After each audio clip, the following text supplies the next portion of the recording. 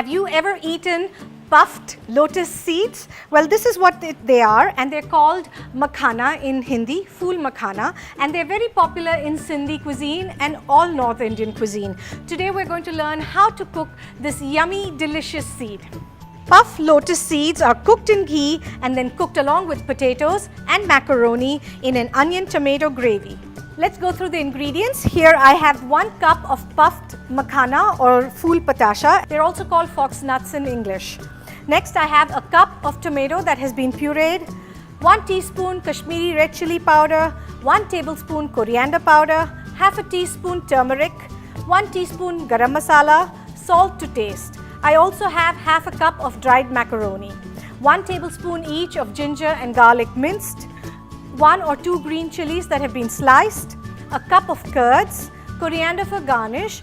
In the whole spices, we'll require 2 bay leaves, 1 teaspoon kasuri methi, 3 to 4 cardamoms, the green kind or 1 black one, 3 to 4 cloves, 1 cup of onions that have been finely chopped, and finally we'll require potatoes that have been peeled and quartered. We shall start by heating our pressure cooker and adding ghee.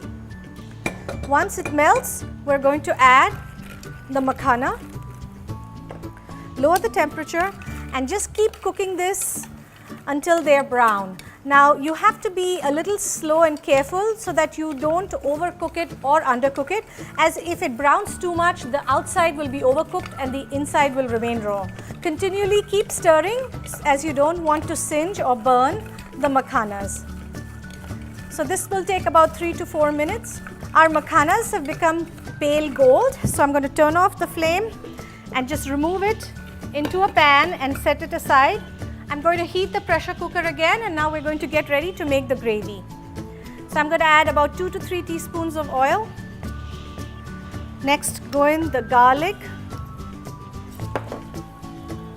the ginger,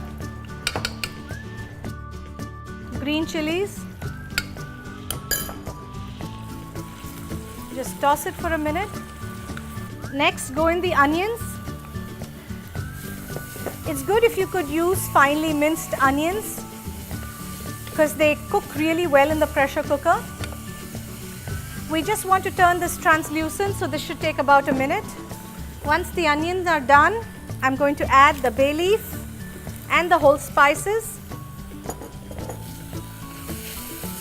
Once they release their aroma, I'm going to add a little bit of the coriander leaves. Next go in the tomatoes. And now the dried spices, beginning with turmeric powder. Next is the red chili powder, garam masala,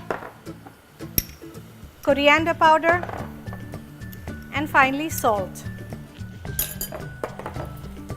Now mix everything in well and let this cook for about a minute or 2. When the tomatoes are pulpy, go ahead and add the potato slices. Now you could cut them in rondelles or quarters like I have, or even smaller if you prefer. Mix everything in. Next we're going to add our macaroni, some more of the coriander leaves. I'm going to save a few for garnish. I'm going to add water. As soon as I add water, I bring the temperature down, so I'm going to add my yogurt or curds.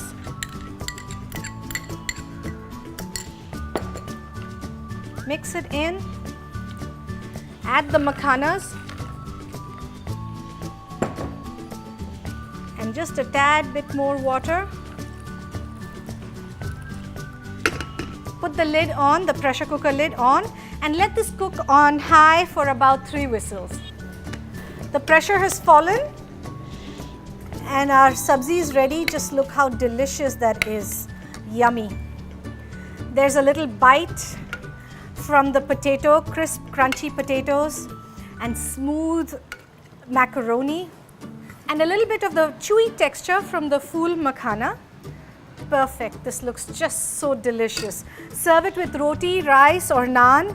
Garnish with a little bit of coriander leaves and green chili, and you're ready to go to have an exciting meal.